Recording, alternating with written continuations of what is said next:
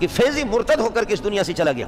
اور یہ آپ نے سنا ہے نا مولانا مودودی بڑے آدمی ہیں, میں احترام کرتا ہوں, قدر کرتا ہوں. ان کے استاد تھے جس نے ان کو مضمون نبی سے سکھایا. نیاز فتح پوری, یہ نیاز فتح پوری مرتد ہو کر کے اس دنیا سے چلا گیا. السلام علیکم ورحمۃ اللہ وبرکاتہ.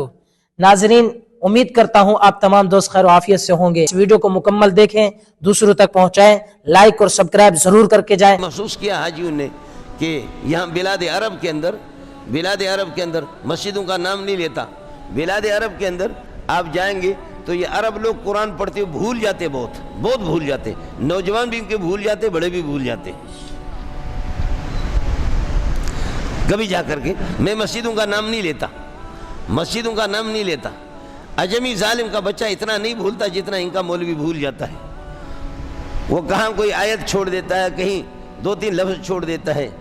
میرے بھائیوں, اس کی بنیادی وصل یہ ہے کہ عورتیں جب گزرتی ہیں, جن کی نگاہیں جن پر پڑتی ہے, وہ قرآن پھر سینے میں رہتا نہیں ہے. میرے بھائیوں, جہاں پر عورتیں گزر جائیں اور بدنگاہی انسان کرے تو پھر یہ نور سینے کے اندر نہیں رہتا. میں نام نہیں لیتا, یہ ایک الگ مسئلہ ہے. میں عرض کر رہا تھا کہ فیضی مرتد ہو کر کے اس دنیا سے چلا گیا. اور یہ آپ نے سنا ہے نا مولانا مودودی بڑے آدمی ہیں, میں احترام کرتا ہوں, قدر کرتا ہوں.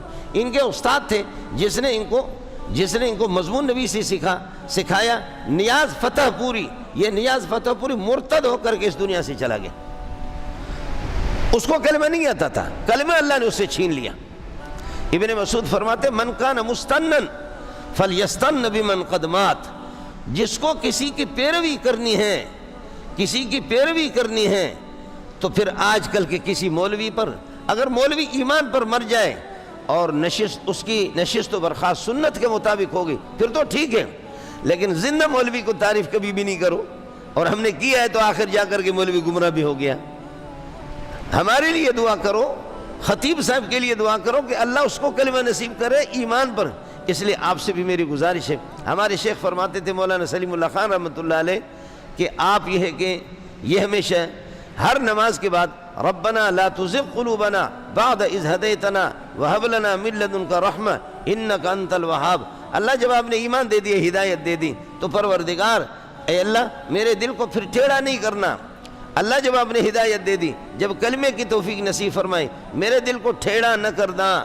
ربنا لا تزغ قلوبنا, ہمارے دلوں کو ٹھیڑا نہیں کرنا, ان میں کجروی پیدا نہیں کرنا. بعد اذ ہدیتنا, جب کہ آپ نے ہمیں ایمان دیا. انک انت الوہاب, سب کچھ عطا کرنے والے تیری ذات ہے. اللہ ایمان آپ نے دیا.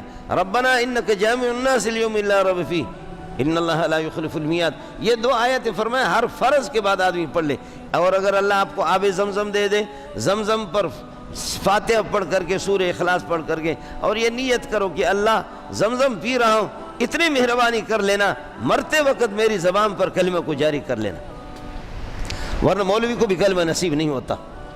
مولوی تو اور زیادہ حرام خور ہوتا ہے, اس کو بھی کلمہ نصیب نہیں ہوتا. ہمارے شیخ فرماتے تھے کہ ہر نماز کے بعد ربنا لا تزغ قلوبنا بعد اذ ہدیتنا وہب لنا من لدنک رحمہ انک انت الوہاب ربنا انک جامع الناس لیوم لا ریب فیہ ان اللہ لا یخلف المیعاد. ابن مسعود فرماتے ہیں اگر محمد رسول اللہ کی پیروی کرنی ہے, من کان مستنن فلیستن بمن قد مات, جو مر گئے صحابہ جو چلے گئے ان کی پیروی کرو.